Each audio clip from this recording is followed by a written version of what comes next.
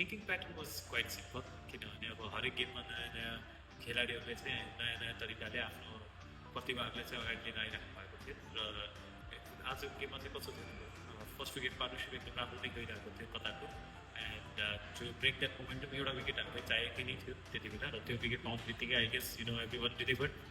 सबैले आफ्नो रोलहरू एकदम बखुबी रूपमा थाहा थियो कि के गर्नुपर्नेछ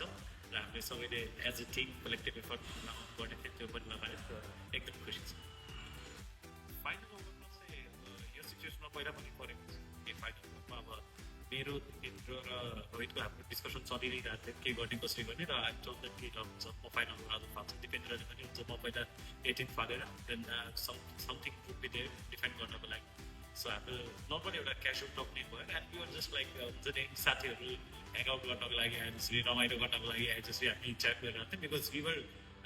confident enough not overconfident but confident enough कि जसले पनि लास्ट ओभर फाले पनि will defend it and I guess quite simple pattern थियो कि हरेक ओभरमा सिङ्गल दिए पनि nothing wrong can go to our side but हामीले चाहिँ अझै यो गेममा राम्ररी एउटा नतिजा निकाल्न सक्छौँ कि त्यही आई गेस यो टिमको जुन एउटा हामी सुरुदेखि नै भन्दै आइरहेको छौँ हरेक प्लेयरसँग चाहिँ त्यो एउटा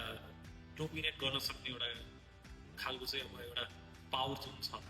प्लेयरहरू चाहिँ जुन तरिकाले आफूले जुन यो टिमभित्र छ अब मोस्ट अफ दि कन्ट्रिजहरूमा कस्तो हुन्छ भने कि त ब्याटिङ हुन्छ कि बोलिङ हुन्छ यहाँ चाहिँ ब्याट्सम्यानहरूले बोलिङ पनि गर्न सक्छ र बोलरहरूले ब्याटिङ पनि गर्न सक्छ टिमसम्म नट टु फर्गेट जसरी लास्ट ओभरमा सन्दाइले पनि एउटा सिक्स हानेर चाहिँ हामीलाई त्यो मोमेन्टमसम्म लिएर जानुभएको थियो सो आई गेस त्यो मोमेन्टमहरू चाहिँ क्यारी भइरहेको छ र कुसन कोइनी होस् जे पनि होस् सो आई गेस यो टिमको एउटा सबै ओभरअल प्याकेज जुन छ एउटा ब्याटिङ बोलिङ फिल्डिङ सबै ठाउँमा चाहिँ हामी राम्रो भएको कारणले नै यो टिमको चाहिँ एउटा बलियो पक्ष चाहिँ यो देख्छु जस्ट अराउन्ड द कर्नर एकदम खुसी छौँ मैले अघि नै म पनि भनेको थिएँ अब पक्कै पनि हामी फेरि 10 वर्षमा आउँदैनौँ पक्कै पनि त्यस्तो हुने छैन र अब पालि चाहिँ हाम्रो हातमा के छ भने एक जित टाढा छौँ हामी अलमोस्ट त्यहाँ पुगिसकेका छौँ एक जित मात्रै टाढा छ र एक जितपछि चाहिँ हाम्रो लक्ष्य भनेको यो ट्रफी नै घर लिएर आउनु छ र जति पनि